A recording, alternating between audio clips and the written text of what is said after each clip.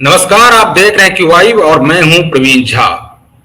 बात फिर से आज बिहार की ही करेंगे और बिहार में जो है कहा तो ये जा रहा है कि सब कुछ ठीक है, लेकिन सब कुछ ठीक नहीं है। और इसको लेकर हम लोगों ने कल भी कहा था कि जो नीतीश कुमार के बेहद करीबी लोग जो हैं वो अभी भी ये मानने को तैयार नहीं है कि नीतीश कुमार बिहार के मुख्यमंत्री नहीं रहेंगे, या नहीं रहेंगे तो उनके राज्यसभा जाने के बाद उनके मन मुताबिक कोई नहीं रहेगा, ऐसा मानने को कोई तैयार नहीं है। विजय चौधरी के बारे में कल हम लोगों ने बात की थी कि विजय चौधरी ने कहा था कि नहीं नहीं ऐसा कुछ नहीं है, नीतीश कुमार तो अपने जो भी उनके मंत्रिमंडल में रहते हैं वो सभी के बारे में कहते रहते हैं कि भविष्य में ये बेहतर काम करेंगे और यही आप लोगों के लिए काम करेंगे, वो सभी के बारे में कहते हैं। लेकिन उसके बाद जिस प्रकार से एक और बेहद करीबी आदमी जिसको कि कहा जाता है कि वो अगर कुछ कह रहे हैं तो वो नीतीश कुमार ही कह रहे हैं, और वो हैं संजय झा।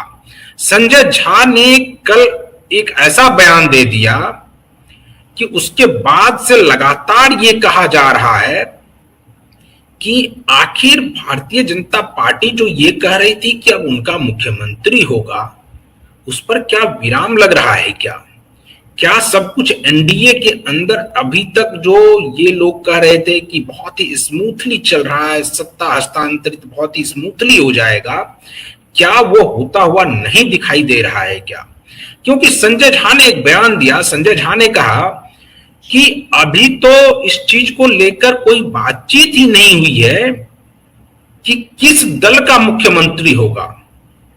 अभी तो नीतीश कुमार जी की समृद्धि यात्रा जारी है और अब तो 5.0 जो समृद्धि यात्रा का 5वां चरण है उसका भी शेड्यूल जारी हो गया है। वो भी 26 तारीख तक, 23, 24, 25, 26 को उसका समापन पटना में होगा और उसी दिन आखिरी जो वो सभा करेंगे वो अपने गृह जिला नालंदा में करेंगे। उसके बाद कुछ तय होगा, मिल बैठ करके तय करेंगे, क्योंकि उन्होंने कहा कि कोई एक दल का कोई ये तो सरकार है नहीं, यहां तो एनडीए की सरकार है और एनडीए में कई सारे दल हैं, सभी के नेता बैठेंगे और उसके बाद तय होगा कि किस दल का मुख्यमंत्री होगा। तो अभी तक जो ये कहा जा रहा था कि भारतीय जनता पार्टी का ही सीएम होगा, इस पर क्या सस्पेंस अभी और बना रहेगा या क्या होगा, इसको लेकर अभी कहना बहुत मुश्किल है। क्योंकि राज्यसभा अगर मान लिया जाए वो चले भी जाते हैं, विधान परिषद का वो छोड़ देते हैं विधान परिषद से और राज्यसभा में जाकर शपथ ले भी लेते हैं, इसके बावजूद भी उनके पास 6 महीने का समय है कि वो 6 महीने तक बिहार में सीएम रह सकते हैं। संजय झा ने इतना ही नहीं कहा, उन्होंने कहा कि वो जरूर आ रहे हैं राज्यसभा, वो जरूर आ रहे हैं। इसका मतलब है कि नीतीश कुमार तो सीएम पद छोड़ने जा रहे हैं, लेकिन उसके बाद क्या जदयू का कोई सीएम होगा, भारतीय जनता पार्टी का कोई सीएम होगा या किसी और दल का? किसी और दल पर तो खैर बातचीत नहीं होगी क्योंकि 2 बड़े दल यही है, तो इनके अंदर से ही कोई सीएम होगा। और कहा यह जा रहा था कि भारतीय जनता पार्टी की तरफ से सीएम का जो नाम है वो एक प्रकार से सम्राट चौधरी को लेकर लगभग फाइनल हो गया है और नीतीश कुमार हर जगह जहां भी जा रहे हैं तो वहां पर सम्राट चौधरी की ओर इशारा करते हुए कहते हैं या उनके कंधे पर हाथ रखते हुए कहते हैं कि अब तो यही आगे का काम यही संभालेंगे और यही आप लोगों के लिए बेहतर काम करेंगे। लेकिन अचानक से जब 2 नेता जो नीतीश कुमार के बेहद करीबी हैं, जब 2 नेताओं का इस प्रकार का बयान आता है तो फिर मामला कुछ सही नहीं लगता है। और ऐसे में जो लोग ये कह रहे थे कि नहीं नहीं बहुत आसानी से हो जाएगा, वैसा होता हुआ दिख नहीं रहा है। इसी पर आज हम लोग चर्चा करेंगे और इस चर्चा में हमारे राजनीतिक विश्लेषक संजीव प्रियदर्शी जी जुड़ रहे हैं।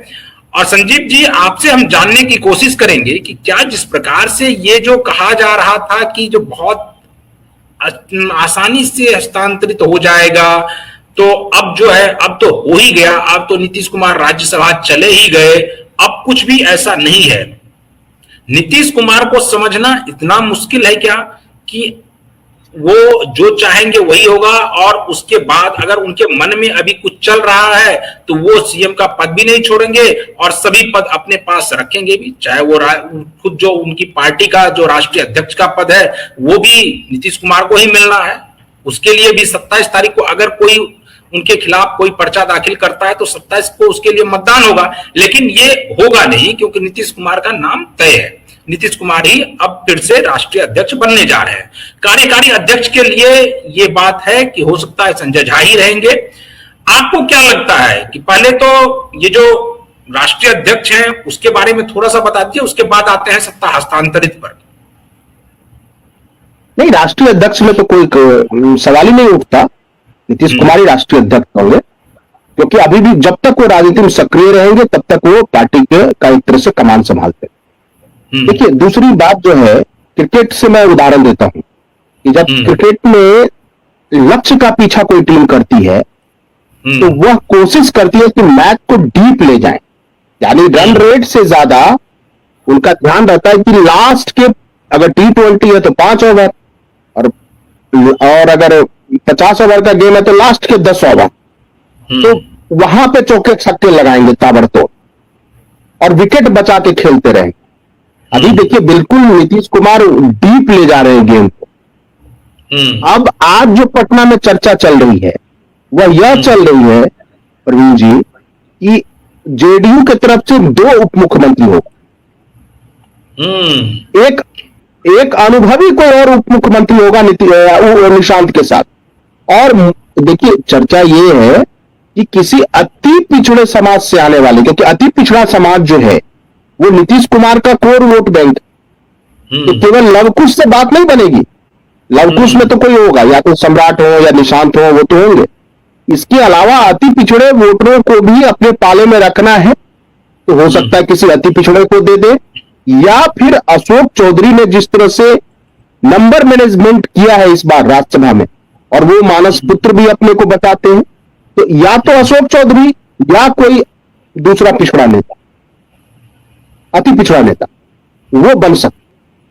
ये चर्चा उप मुख्यमंत्री को लेकर है। और संजय झा जी ने जो कहा है उससे स्पष्ट है कि जो बार बार जनसभाओं में, और ये कोई अनायास नहीं है प्रवीण जी, इसकी क्रोनोलॉजी को समझा जा सकता है। पहले विजय चौधरी ने कहा कि सम्राट चौधरी को आगे बढ़ाने की बात का मतलब मुख्यमंत्री पद पर भेजना नहीं है, और अब संजय झा जी ने भी यह कह दिया है। और ये क्या कहा है उन्होंने कि अभी अगला मुख्यमंत्री जेडीयू का होगा या बीजेपी का होगा यह तय नहीं है। बिल्कुल, किस दल से होगा यह तय नहीं, यानी अर्ली सेलिब्रेशन जो बीजेपी के ऑफिस में होने लगा था नीतीश जी के इस्तीफे के बाद, या वहां से बीजेपी का कोई सीएम बन जाएगा, संजय झा के मुताबिक ऐसा अभी तक तय नहीं हुआ। यह भी तय नहीं हुआ है कि किससे सीएम बनेगा, लेकिन यह भी तय नहीं है कि केवल बीजेपी से सीएम। और गौर से देखिए, विजय चौधरी ने यह बात पहले कही और उसके बाद संजय झा ने एक तरह से पुष्टि कर दी, उस पर मोहर लगा दी उस खबर पे। अभी पहली बात, सम्राट चौधरी का नाम तय नहीं हुआ, दूसरी बात बीजेपी का ही सीएम होगा यह तय नहीं हुआ। और आज जो संजीव जी, उन्होंने तो ये कहा ही नहीं कि सम्राट चौधरी का नाम तय नहीं हुआ, उन्होंने तो सिरे से ही खारिज कर दिया। एक प्रकार से उन्होंने तो साफ कह दिया कि अभी तो यही तय नहीं है कि किस दल से मुख्यमंत्री होगा। तो अभी सम्राट चौधरी हो या कोई और हो, इनका नाम तो आएगा कैसे?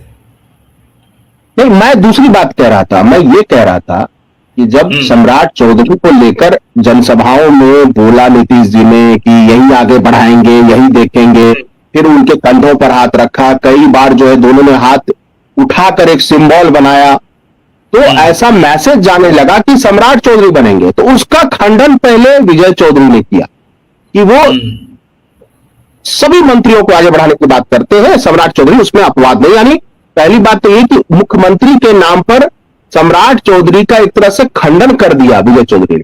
अब उससे एक लाइन आगे बढ़ के संजय झा ने कहा कि बीजेपी का ही सीएम होगा या जेडीयू का सीएम होगा यह तय नहीं है।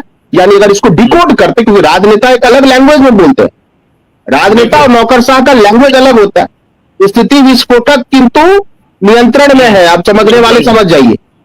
बिल्कुल। तो यही बात है कि अगर ये कह रहे हैं कि जेडीयू का होगा या बीजेपी का होगा, तय नहीं है, तो हो सकता है जेडीयू के भीतर ये मामला चल रहा हो कि हम अपना सीएम का पोस्ट अपना रखें, बाकी जो बीजेपी को करना है करते रहो। ये भी हो सकता है जी।